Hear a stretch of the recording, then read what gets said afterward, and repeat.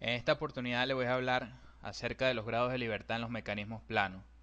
Mi nombre es Juan López, pertenezco a la Universidad José Félix Riva del Estado de Barinas. Para determinar los grados de libertad en máquinas o mecanismos, debemos saber diferenciar entre máquina y mecanismo. En la figura del lado derecho, donde está el puntero láser, podemos ver una máquina. Una máquina es un conjunto de mecanismos unidos entre sí que permiten el movimiento o desplazamiento de ella con el fin de producir un trabajo. En la figura del lado izquierdo vemos un mecanismo donde un mecanismo básicamente es un conjunto de piezas unidas entre sí que permiten el movimiento o el trabajo de ella. Básicamente tienen la misma definición, pero la podemos diferenciar de acuerdo a su aplicación o su robustez de tamaño.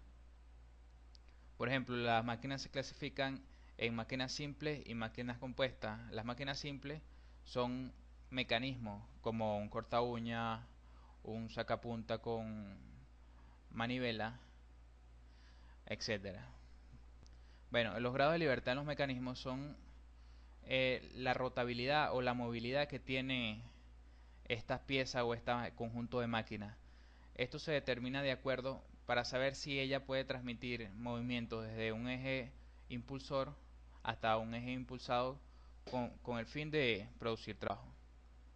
Los tipos de movimientos que podemos conseguir en estas máquinas son rotación pura, traslación pura y movimiento complejo. La rotación pura es cuando la máquina o parte de máquina rota con respecto a un eje fijo. La traslación pura es solamente el movimiento en solo un eje, ya sea en el eje X, XY, en el eje Y o en el eje Z. Y el movimiento complejo es una combinación entre rotación y traslación. Para determinar los grados de libertad necesitamos conocer lo que son los elementos de las máquinas. Entre estas tenemos los eslabones, las juntas y las cadenas cinemáticas. Los eslabones son piezas de cualquier material que sirven para unir una parte de máquina con otra. Aquí en la figura podemos observar un eslabón binario, un eslabón ternario y un eslabón cuaternario. La diferencia entre estos es que poseen más o menos número de conexiones posibles. Por ejemplo, el eslabón binario permite la unión entre dos partes. En cambio, el eslabón ternario permite la unión entre tres partes o tres diferentes elementos más que se pueden acoplar acá. Las juntas se clasifican de acuerdo a su movilidad y tenemos juntas de orden inferior y de orden superior. Las de orden inferior son las que tienen solo un grado de libertad. Por ejemplo, donde tenemos el puntero láser tenemos una junta completa, que es esta la de acá, donde solo tiene un grado de libertad y es la de rotación. Este tipo de juntas la podemos ver aquí en estos dos eslabones unidas que permiten solo un movimiento de rotación con respecto a un eje fijo.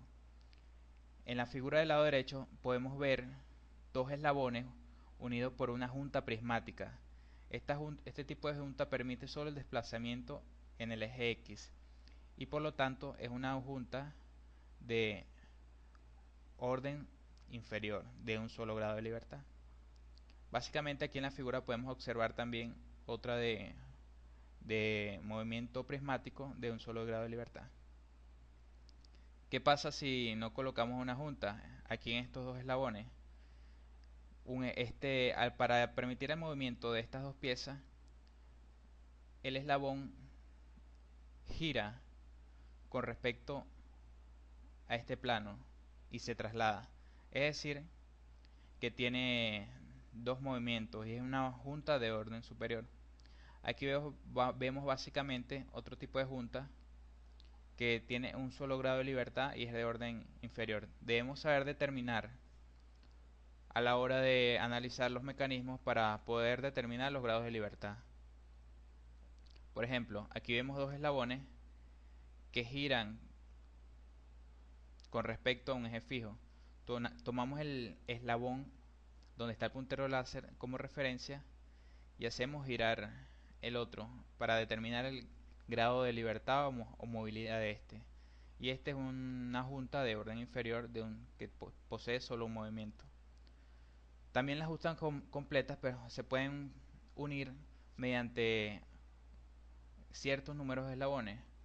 Aquí tenemos tres eslabones unidos a través de una junta completa, y a la hora de determinar qué tipo de junta es o cuántas conexiones hay, contamos el número de eslabones menos 1 para saber cuántos eslabones están unidos a una pieza de acuerdo a un eslabón de referencia. Ok. Para determinar los grados de libertad en esta presentación, se determinaron a través de lo que son la ecuación de Gruber, que nos dice que la movilidad es 3 veces los eslabones menos 2 juntas menos 3 veces los eslabones unidos a tierra. Por lo general los eslabones unidos a tierra siempre son 1. Entonces hubo un físico llamado Kurzbach que logró mejorar o modificar la ecuación de Gruber. Y esa es una de las ecuaciones que voy a utilizar para dar un ejemplo de cómo se determinan los grados de libertad en los mecanismos. M significa grados de libertad o movilidad. L, número de eslabones. J1 es junta de un grado de libertad y J2 es juntas de 2 grados de libertad o semijuntas, como ya les expliqué anteriormente. Ok, vamos a ver el ejemplo número 1. ¿Cómo se realiza el ejemplo número 1? Aquí observamos la figura, analizamos y vemos que es un tipo de eslabón, mecanismo complejo, tiene varios eslabones. Empecemos a contar los eslabones. Este sería el eslabón número 1, eslabón número 2, eslabón número 3, eslabón número 4, eslabón número 5 y el eslabón número 6. Es decir, que tenemos 6 eslabones en la figura y la colocamos para sustituir la fórmula. Aquí no importa, con esta ecuación no importa si es un eslabón binario o es un eslabón ternario. En esta solo importa el eslabón, no como las conexiones permitidas entre ellas.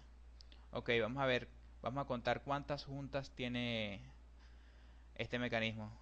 1, 2, 3, 4, 5, 6, 7 juntas. Entonces las colocamos acá, que tiene 7 juntas de orden inferior. Ahora vamos a contar las juntas de orden superior.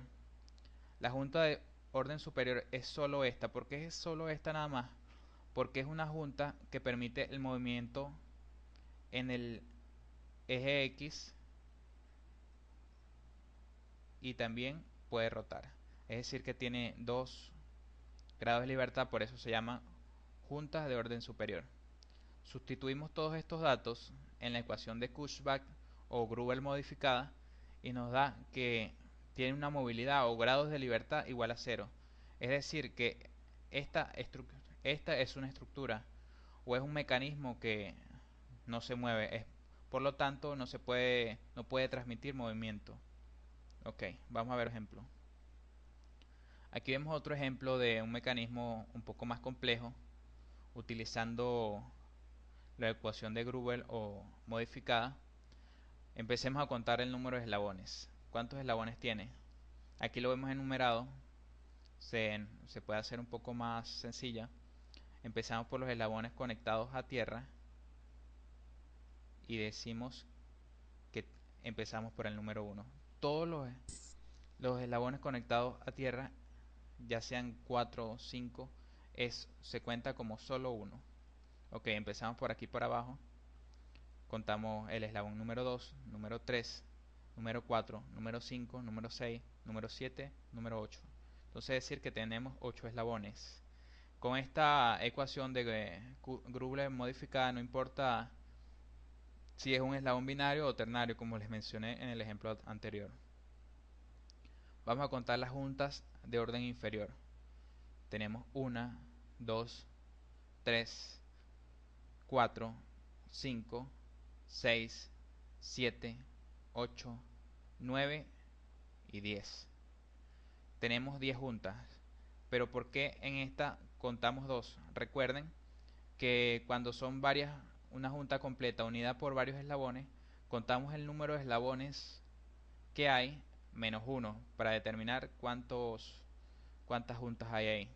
Ok, esta también es una junta, pero es una junta de orden inferior muy diferente a las que tenemos acá. Contamos las juntas de orden superior, que son las que tienen más de una movilidad o más de un grado de libertad, y determinamos aquí en esta figura que no hay ninguna. Por lo tanto, sustituimos estos valores en la ecuación de Kurzbach y nos da que este mecanismo tiene solo un grado de libertad. Okay. Aquí les dejo otro ejemplo para que lo veamos. Es un poco más sencillo que los anteriores. Entonces vamos a determinar los grados de libertad o movilidad que posee este mecanismo. Ok, vamos a empezar con los eslabones. Contamos los eslabones ubicados a tierra, son 2, le damos el número 1, entonces ya llevamos 1, 2 eslabones, 3 eslabones, 4 eslabones, 5 eslabones, 6 y 7. Ok, ya tenemos 7 eslabones, ahora vamos a contar las juntas de orden inferior. Entonces tenemos 1, 2, 3, 4, 5, 6 y 7 juntas de orden inferior. Contamos las juntas de orden superior y determinamos que es esta. ¿Por qué es una junta de orden superior? Porque tiene 2 grados de libertad. Puede variar en este sentido y además también puede rotar. Sustituimos estos valores en la fórmula y nos determina que tiene solo un grado de libertad. Bueno, estos fueron los 3 ejemplos que les quise explicar, un poco sencillo. Espero que les sean de utilidad para su formación.